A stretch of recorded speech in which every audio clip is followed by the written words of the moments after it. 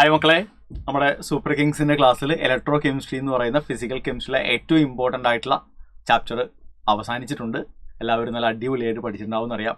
നമ്മൾ ഇന്ന് ഡിസ്കസ് ചെയ്യുന്നത് ഇലക്ട്രോ കെമിസ്ട്രിയിൽ നിന്ന് സ്ഥിരം, അതിപ്പോൾ കോമ്പറ്റേറ്റീവ് പരീക്ഷകളായിട്ടുള്ള നീറ്റ് ആണെങ്കിലും അതെ, JEE ആണെങ്കിലും അതെ, സ്ഥിരം ചോദ്യങ്ങൾ ചോദിക്കുന്ന ഒരു ഏരിയയാണ് ഫാരഡേസ് ലോസ് ഓഫ് ഇലക്ട്രോളിസിസിലെ Faraday's first law of electrolysis എന്ന് പറയുന്നത്. അപ്പോൾ എല്ലാവർക്കും അറിയാം എന്താണ് ഫാരഡേസ് ഫസ്റ്റ് ലോ എന്ന് എല്ലാവർക്കും അറിയാം. ജസ്റ്റ് അതൊന്ന് നമ്മൾ ബ്രീഫ് ചെയ്തിട്ട് അവിടെ നിന്ന് റീസെൻ്റായി നീറ്റിൻ്റെയും JEEയുടെയും ചോദ്യപേപ്പറുകളിൽ ചോദിച്ച ചോദ്യങ്ങൾ സോൾവ് ചെയ്യുക എന്നുള്ളതാണ് ഇന്ന് നമ്മൾ ഉദ്ദേശിക്കുന്നത്. സോ ഫാരഡേയുടെ ഫസ്റ്റ് ലോ അനുസരിച്ച് എന്താണ് പറയുന്നത്? അതായത് ഇലക്ട്രോളിസിസ് നടത്തുന്ന സമയത്ത് ആനോഡ് കാഥോഡ് രണ്ട് ഇലക്ട്രോഡുകൾ അല്ലേ, ആനോഡിലും കാഥോഡിലും ഡെപ്പോസിറ്റഡ് ആകുന്ന ലിബറേറ്റഡ് ആകുന്ന സബ്സ്റ്റൻസിന്റെ മാസ് എന്ന് പറയുന്നത് നിങ്ങൾ അതിലൂടെ കടത്തിവിടുന്ന ഇലക്ട്രിസിറ്റിക്ക് ഡയറക്ട്ലി പ്രൊപ്പോർഷണൽ ആയിരിക്കും. എന്ന് പറഞ്ഞാൽ ഇലക്ട്രിസിറ്റി എന്ന് പറയുമ്പോൾ നമ്മൾ കടത്തിവിടുന്ന ചാർജ് ആണ് അല്ലെ. എന്ന് പറഞ്ഞാൽ കൂടുതൽ ഇലക്ട്രിസിറ്റി കടത്തിവിട്ടാൽ അല്ലെങ്കിൽ കൂടുതൽ ചാർജ് ഇലക്ട്രോലൈറ്റിലൂടെ കടന്നു പോയി കഴിഞ്ഞാൽ കൂടുതൽ സബ്സ്റ്റൻസ് എന്ത് ചെയ്യും, കൂടുതൽ എമൗണ്ട് ഓഫ് സബ്സ്റ്റൻസ് ഇലക്ട്രോഡുകളിൽ ഡെപ്പോസിറ്റഡ് ആകും അല്ലെങ്കിൽ ലിബറേറ്റഡ് ആകും. ഇത്രയേ ഉള്ളൂ. ഇഫ് W എന്ന് പറയുന്നത് quantity of substance deposit or liberated ആണെങ്കിൽ, ഓക്കെ, Q എന്ന് പറയുന്നത് ചാർജുമാണെങ്കിൽ, കടന്നു പോകുന്ന ചാർജുമാണെങ്കിൽ, ഫാരഡേയുടെ ഫസ്റ്റ് ലോയുടെ മാത്തമാറ്റിക്കൽ ഫോം നമ്മൾ എങ്ങനെ എഴുതുക? W is proportional to Q അല്ലെ. സോ പ്രൊപ്പോർഷൻസ് ആയി നമ്മൾ മാറ്റുന്ന സമയത്ത് നമ്മളവിടെ ഇലക്ട്രോ കെമിക്കൽ ഇക്വിവാലന്റ് എന്ന് പറയുന്ന കോൺസ്റ്റന്റ് കൊണ്ട് മൾട്ടിപ്ലൈയും, ദാറ്റ് ഇസ് Z കൊണ്ട് മൾട്ടിപ്ലൈയും. Z നമ്മൾ വിളിക്കുന്ന പേരാണ് ഇലക്ട്രോ കെമിക്കൽ ഇക്വിവാലന്റ് അല്ലെ, ആണ്. ഇനി എന്താണ് Z എന്ന് ചോദിച്ചു കഴിഞ്ഞാൽ Z എന്ന് പറയുന്നതിന് പകരം നമുക്ക് E/F എന്നെടുക്കാം അല്ലെ, ഇൻറ്റു Q. E എന്ന് പറയുന്നത് equivalent mass of the substance, Q എന്ന് പറയുന്നത് ചാർജ് പാസ് ചെയ്യുന്ന charge in coulomb, and F എന്ന് പറയുന്നത് ഫാരഡേസ് കോൺസ്റ്റന്റ് 96,487 കൂളോം ആണ്. അപ്രോക്സിമേറ്റ്ലി 96,500 96,500 കൂളോം എന്ന് നമ്മൾ എഴുതും. അറിയാം നിങ്ങൾക്കത്. ഇക്വാലന്റ് മാസ് നമ്മൾ നോർമലി മെറ്റലുകളെയാണല്ലോ കൺസിഡർ ചെയ്യുന്നത്. അപ്പൊ ഇക്വാലന്റ് മാസിനെ നമ്മൾ ഒരു മെറ്റലിന്റെ കേസിൽ നമ്മൾ എങ്ങനെ ഇക്വാലന്റ് മാസ് എടുക്കുക? Equivalent mass is equal to molar mass അല്ലെ, മോളാർ മാസ് ബൈ വാലൻസി. വാലൻസിയെ നമ്മൾ N എന്ന് എടുത്തു കഴിഞ്ഞാൽ molar mass by N. Ready? Molar mass എന്ന് പറഞ്ഞു കഴിഞ്ഞാൽ അറ്റോമിക് മാസ് അല്ലേ, അപ്പൊ atomic mass by N is the valency.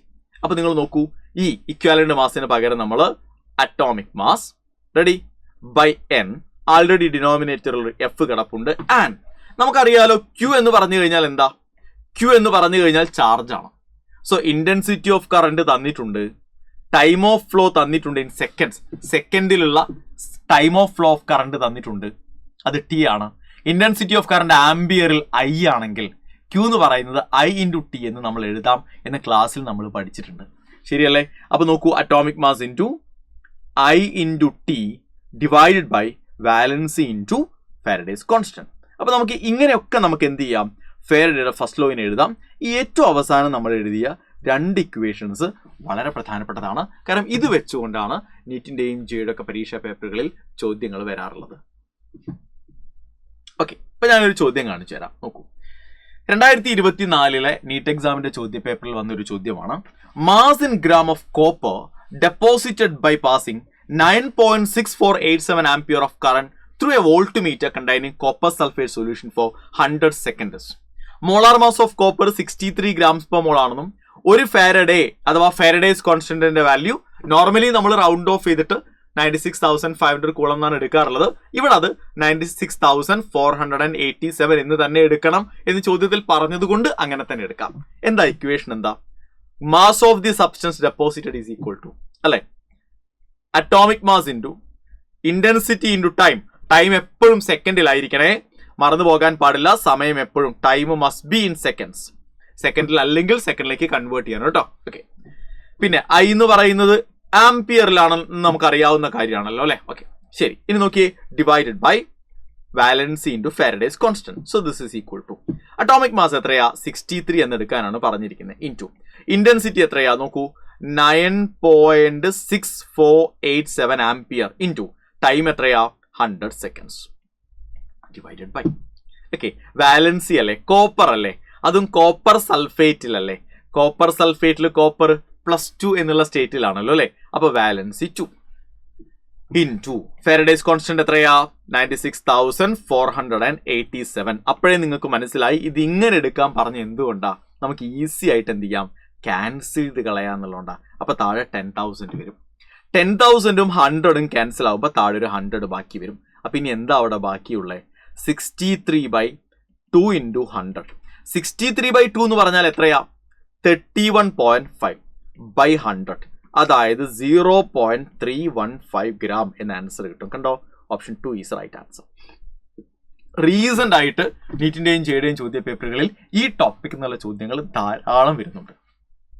ഇനി 2025 ജെയ് മെയിന്റെ ചോദ്യ പേപ്പർ നിർത്തിയ ഒരു ചോദ്യം ഞാൻ കാണിക്കാൻ നോക്കും. A solution of aluminium chloride is electrolysed for 30 minutes using a current of 2 ampere. The amount of the aluminum deposited at the cathode is MCQ ആണ്.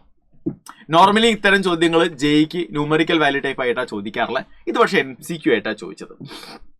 അപ്പൊ ഇതിൽ ഞാൻ ആക്ച്വലി 2025ലെയും 2024ലെയും ജെയുടെ ചോദ്യങ്ങളാണ് എടുത്തിരിക്കുന്നത് കേട്ടോ. നോക്കൂ, തന്നിരിക്കുന്ന കാര്യങ്ങൾ എന്തൊക്കെയാ, അലൂമിനിയം ക്ലോറൈഡ് ആണ്, AlCl3 ആണ്. ഓക്കെ, അപ്പൊ അലൂമിനിയത്തിന്റെ വാലൻസി എത്രയാ വരുന്നത്, Al3+ ആയിട്ടല്ലേ ഇരിക്കുക, +3 ആണ്, 3 ആണ് വാലൻസി. ഇനിയോ നിങ്ങൾ നോക്കിയേ, 30 minutes. സോ നമ്മൾ കറണ്ട് കടത്തിവിടുന്ന സമയം 30 minutes ആണ്. T തന്നിട്ടുണ്ട്. 2 ampere ഇന്റൻസിറ്റി തന്നിട്ടുണ്ട്. എമൗണ്ട് ഓഫ് അലൂമിനിയം ഡെപ്പോസിറ്റഡ് അഥവാ W എത്രയാണെന്നല്ലേ നമ്മളോട് ചോദിച്ചിരിക്കുന്നത്. ഈസി ആയിട്ട് കാൽക്കുലേറ്റ് ചെയ്തൂടെ. നോക്കൂ മക്കളെ, എങ്ങനെയാ, W is equal to atomic mass into I into T/N into F. Substitute ചെയ്യാം നമുക്ക്. അറ്റോമിക് മാസ് എത്രയായിട്ട് എടുക്കണം എന്നാണ് പറഞ്ഞിരിക്കുന്നത്, അലൂമിനിയത്തിന് അറ്റോമിക് മാസ് 27 ആയിട്ട് എടുക്കണം എന്ന് പറഞ്ഞിട്ടുണ്ട്. അപ്പൊ 27 ഇൻറ്റു ഇന്റൻസിറ്റി എത്രയാ, 2 ഇൻറ്റു ടൈം എത്രയാ, 30 minutes ആണ്. അതിനെ സെക്കൻഡിലേക്ക് മാറ്റാൻ 30 ഇൻറ്റു 60 ഡിവൈഡഡ് ബൈ അലൂമിനിയത്തിന്റെ വാലൻസി 3 അല്ലെ. ഇനി ഫാരഡേസ് കോൺസ്റ്റന്റ് എത്രയായിട്ട് എടുക്കണം എന്നാ പറഞ്ഞിരിക്കുന്നത്, 96,500 ആയിട്ട് എടുക്കണം എന്ന് കൃത്യമായി പറഞ്ഞിട്ടുണ്ട്. അപ്പൊ നമ്മൾ ക്യാൻസൽ ചെയ്യുന്ന സമയത്ത് 0യും 0യും ക്യാൻസൽ ആകുന്നു, 0യും 0യും ക്യാൻസൽ ആകുന്നു, 3യും 3യും ക്യാൻസൽ ആകുന്നു. ഇനി നമുക്ക് ക്യാൻസൽ ചെയ്ത് കളയാവുന്നവർ ആരും അതിലില്ല. അപ്പൊ നമ്മൾ നോക്കുന്ന സമയത്ത് 27 ഇൻറ്റു 2 ഇൻറ്റു 6 ചെയ്താൽ നമുക്ക് 324 എന്ന് കിട്ടും. ബൈ 965 324/965 കാൽക്കുലേറ്റ് ചെയ്താൽ 0.336 എന്നായിരിക്കും ആൻസർ കിട്ടുക. ഇത്രയും ഗ്രാം. ആൻസർ ഇതാ ഓപ്ഷൻ സിയിലുണ്ട്. കണ്ടോ, അപ്പൊ നീറ്റിന് ചോദിച്ച അതേ ടൈപ്പിലുള്ള ചോദ്യമാണ് ജെയ്ക്കും ചോദിച്ചത്. അതിനകത്തെ ക്വസ്റ്റ്യൻ ഇതും ജെയുടെ ചോദ്യമാണ്. 24-25 ആ 2 വർഷങ്ങളിലെ ചോദ്യങ്ങളാണ് ഞാൻ എടുത്തിരിക്കുന്നത്. The mass of zinc produced by the electrolysis of zinc sulphate solution with a steady current of 0.015 ampere for 15 minutes. ഇതൊരു ന്യൂമറിക്കൽ വാല്യൂ ടൈപ്പ് ചോദ്യം, അതുകൊണ്ട് ഓപ്ഷൻസ് ഇല്ലാത്ത MCQ അല്ല. മാസ് ഓഫ് സിങ്ക് പ്രൊഡ്യൂസർ ആണ് നമ്മളോട് കാൽക്കുലേറ്റ് ചെയ്യാൻ പറഞ്ഞിരിക്കുന്നത്. W ആണ് കാൽക്കുലേറ്റ് ചെയ്യാൻ പറഞ്ഞിരിക്കുന്നത്. ശരിയല്ലേ? നോക്കൂ, 0.015 ആംപിയർ ഇന്റൻസിറ്റി ഓഫ് കറന്റ് ഉണ്ട്, 15 minutes സമയമുണ്ട്, പക്ഷെ മിനിറ്റിലാണ്, സെക്കൻഡിലേക്ക് കൺവേർട്ട് ചെയ്യണം. അറ്റോമിക് മാസ് ഓഫ് സിങ്ക് തന്നിട്ടുണ്ട് അല്ലെ. എന്താ ഇക്വേഷൻ വരിക, same equation, W is equal to atomic mass into I into T divided by N into F. This is equal to atomic mass എത്രയാ സിങ്കിന്റെ 65.4 ഇൻറ്റു ഇന്റൻസിറ്റി ഓഫ് കറന്റ് എത്രയാ 0.015 into time മിനിറ്റിലാണ് into 60 ചെയ്ത് സെക്കൻഡിലേക്ക് convert ചെയ്യണം divided by valency of zinc sulphate അല്ലേ. Zinc sulphate എന്ന് പറയുമ്പോൾ ZnCl4 SO4 അല്ലേ. അപ്പോൾ വാലൻസി ഓഫ് സിങ്ക് 2+ ആയിട്ടല്ലേ ഇരിക്കുന്നേ. അപ്പോൾ വാലൻസി 2. അപ്പൊ എന്റെ മക്കൾ നോക്കിയേ, 2 ഇൻറ്റു 96,500 ആയിട്ട് തന്നെ എടുക്കേണ്ടി വരും നമ്മൾ. കാരണം ഏത് വാല്യൂ എടുക്കണം എന്ന് പറഞ്ഞിട്ടില്ലാത്തതുകൊണ്ട് നിങ്ങൾക്ക് അത് റൗണ്ട് ഓഫ് ചെയ്തിട്ട് എന്ത് ചെയ്യാം, 96,500 ആയിട്ട് തന്നെ എടുക്കാം. ഇനി ഒന്ന് ക്യാൻസൽ ചെയ്ത് കളയാം നമ്മൾ. ഈ 0യും ക്യാൻസൽ ആയി പോകുന്നു. റെഡി അല്ലേ? ഇത് രണ്ടും ക്യാൻസൽ ആയി പോകുന്നു. ഇനി നമ്മൾ നോക്കുന്ന സമയത്ത് 5 കൊണ്ട് നമുക്ക് ഇവരെ രണ്ടുപേരെയും ക്യാൻസൽ ചെയ്യാം. അപ്പൊ ഇവിടെ 3 വരുന്നു, ഇവിടെ 1930 വരുന്നു. റെഡി? യാ. ഇനി നിങ്ങളിത് കാൽക്കുലേറ്റ് ചെയ്ത, കാൽക്കുലേഷൻ തൽക്കാലം ഞാൻ പറയുന്നില്ല, കാൽക്കുലേറ്റ് ചെയ്താൽ നിങ്ങൾക്ക് കിട്ടാൻ പോകുന്ന വാല്യൂ എന്ന് പറയുന്നത് ഏകദേശം 46. നമ്മളോട് പറഞ്ഞ 10⁻⁻⁴ ഓർഡറിൽ എഴുതാനാണ്. അപ്പോൾ 46 ഇൻറ്റു 10⁻⁴ 45.7 കിട്ടുക കേട്ടോ. 45.7 ഇൻറ്റു 10⁻⁻⁴ കിട്ടുക. റൗണ്ട് ഓഫ് നിയറസ്റ്റ് ഇൻഡിജർ ആയിട്ട് എഴുതണം എന്നാണല്ലോ പറയുന്നത്. അപ്പോൾ ഇറ്റ്സ് അപ്രോക്സിമേറ്റ്ലി 46 ഇൻറ്റു 10⁻⁻⁴. അപ്പൊ എന്റെ മക്കൾ ഇവിടെ ഫില്ല് ചെയ്ത് കൊടുക്കേണ്ട വാല്യൂ എത്രയാ, 46.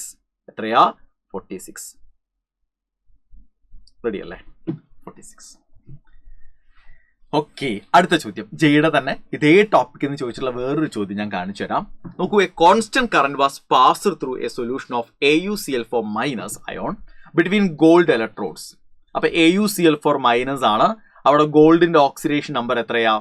+3 ആണ് അല്ലെ? അപ്പൊ N = 3 കിട്ടിയല്ലോ അല്ലെ? ഓക്കെ, ഇനിയോ gold electrodes after A period of 10 minutes, time തന്നിട്ടുണ്ട്, മിനിറ്റിലാണ്, സെക്കൻഡിലേക്ക് നമ്മൾ കൺവേർട്ട് ചെയ്യണം. The increase in mass of cathode was 1.314 gram. കാഥോഡിന്റെ മാസിൽ ഉണ്ടായ ഇൻക്രീസ് 1.314 gram ആണെന്ന് പറഞ്ഞാൽ അത്രയും സബ്സ്റ്റൻസ് ഡെപ്പോസിറ്റഡ് ആയി. അപ്പൊ W തന്നിട്ടുണ്ട്. What is the total charge passed എന്നാണ് ചോദ്യം. അപ്പൊ Q ആണ് നിങ്ങൾ കണ്ടുപിടിക്കേണ്ടത്. Q ആണ് നിങ്ങൾ കണ്ടുപിടിക്കേണ്ടത് അല്ലെ? Q എന്തിലാ കണ്ടുപിടിക്കേണ്ടത്? ഫാരഡേയിലാണ് കണ്ടുപിടിക്കേണ്ടത്. എന്താ ഇക്വേഷൻ? എന്താ? W = atomic mass into I × T. അതിലേക്ക് പോകണോ നമ്മൾ? കാരണം ഇന്റൻസിറ്റി ഓഫ് കറണ്ട് തന്നിട്ടില്ലല്ലോ. ഇന്റൻസിറ്റി ഓഫ് കറണ്ട് തന്നിട്ടില്ല. നമുക്ക് Q ആയിട്ട് തന്നെ എടുത്താൽ പോരെ? അപ്പോൾ Q ആയിട്ട് തന്നെ എടുത്താൽ മതി. ഇൻറ്റു Q അല്ലെ? Divided by N × F. Ready? N × F. അപ്പൊ നിങ്ങൾ നോക്കൂ, ഒന്ന് സബ്സ്റ്റിറ്റ്യൂട്ട് ചെയ്തേ. W എത്രയാ? 1.314 അല്ലെ? = അറ്റോമിക് മാസ് എത്രയാ? 197 × Q അങ്ങനെ തന്നെ ഇരുന്നോട്ടെ. Q ഡിവൈഡഡ് ബൈ അല്ലെ? N എത്രയാ? N എന്ന് പറയുന്നത് ഗോൾഡ് അല്ലേ? 3/F. ഓക്കെ, ഇനി നമ്മളൊന്ന് റീഅറേഞ്ച് ചെയ്യാം. റീഅറേഞ്ച് ചെയ്യുന്ന സമയത്ത് നമുക്ക് എന്താ കിട്ടുക? Q = അല്ലേ നമുക്ക് വേണ്ടത്?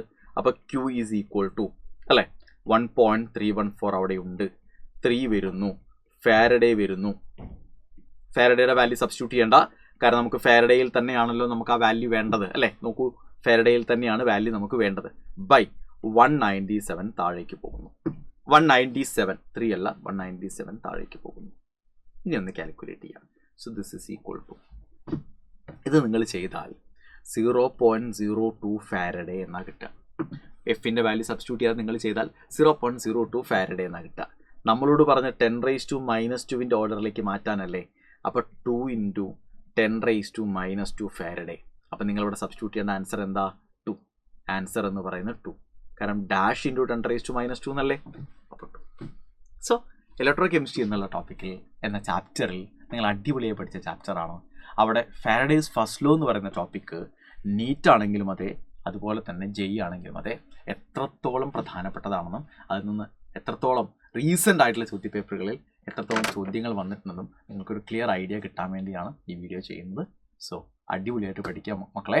2026 നീറ്റും JEEയും 2026 ബോർഡ് എക്സാം കഴിഞ്ഞ ഫസ്റ്റ് അറ്റംപ്റ്റിൽ തന്നെ നമ്മൾ ഗംഭീരമായിട്ട് ക്രാക്ക് ചെയ്യും. സോ ബോർഡ് എക്സാമിന് നമ്മൾ എന്ത് ചെയ്യും? അടിപൊളിയായിട്ട് പെർഫോം ചെയ്യും. ആൻഡ് നീറ്റും JEEയും നമ്മൾ ഈസി ആയിട്ട് ക്രാക്ക് ചെയ്യും. All the best.